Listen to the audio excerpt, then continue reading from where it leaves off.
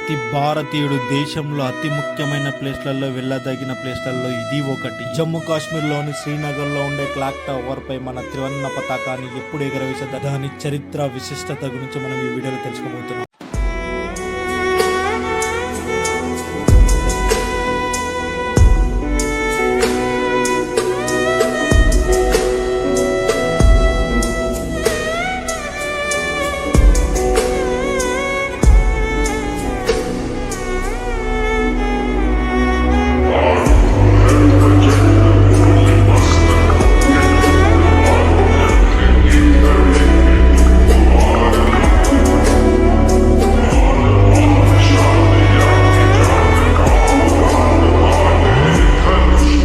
భారత్ మాతాకి జై. నేను మీ హిందూ ట్రావెలర్ ప్రదీప్ని మాట్లాడుతున్నాను.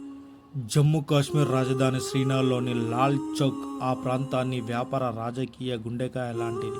దీనిని ఇంగ్లీష్లో రెడ్ స్క్వేర్ అని పిలుస్తారు.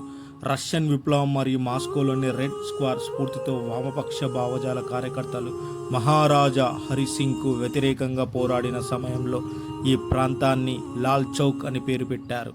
లాల్ చౌక్ చరిత్ర ప్రాముఖ్యత రాజకీయ వేదికగా నిలిచింది.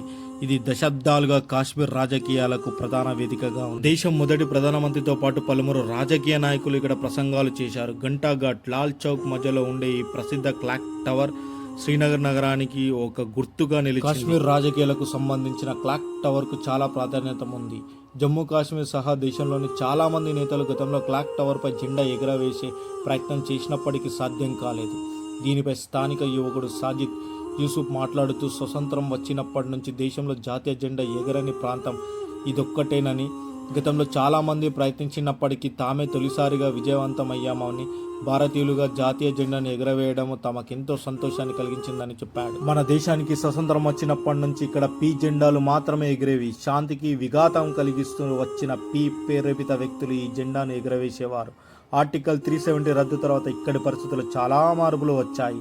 నయా కాశ్మీర్ అంటే ఏమిటి జనం అడుగుతున్నారు. ఇవాళ ఎగరవేసిన త్రివర్ణ పతాకమే నయా కాశ్మీర్ అనే అర్థం చెబుతుంది.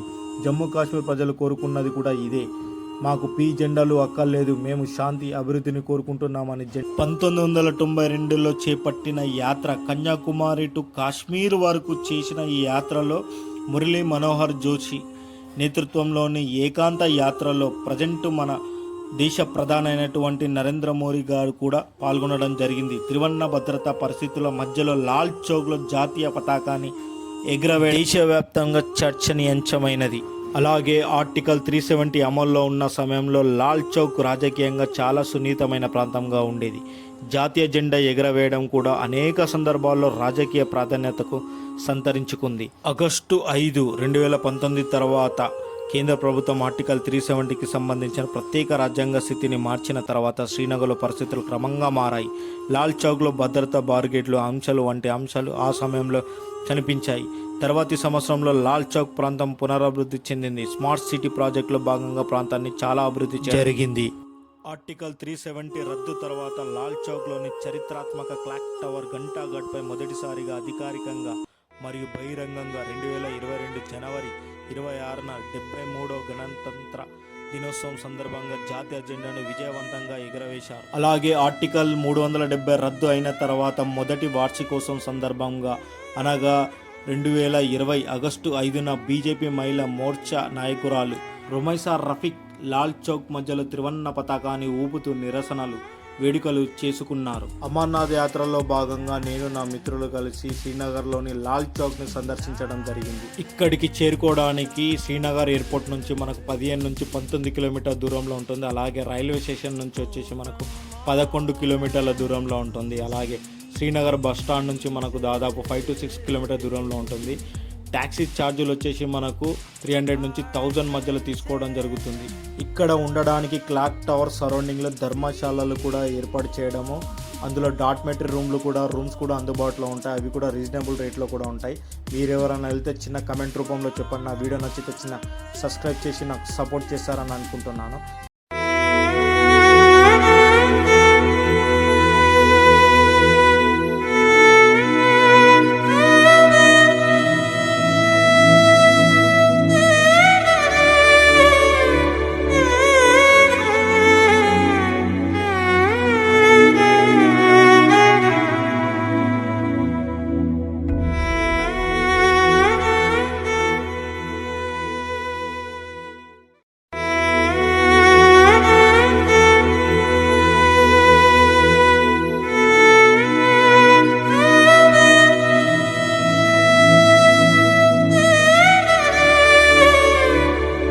అలాగే జమ్మూ కాశ్మీర్లో మేము పర్యటనలో ఉన్నప్పుడు ముఖ్యంగా శ్రీనగర్లో చూడవలసిన ప్రదేశాలలో డాల్ లేక్ని కూడా మేము సందర్శించడము, దానితో పాటు లోకల్లో ఉన్న కొన్ని గార్డెన్స్ని కూడా సందర్శించడము, అలాగే అతి ముఖ్యమైనది శివుని టెంపుల్ అయినట్టు శంకరాచార్యులు నిర్మించినటువంటి 7 అడుగుల శివలింగ దర్శనం చేసుకోవడం. దీంతో పాటు జమ్మూ కాశ్మీర్ సంబంధించిన అన్ని వీడియోలు కూడా నేను అప్లోడ్ చేయడం జరిగింది.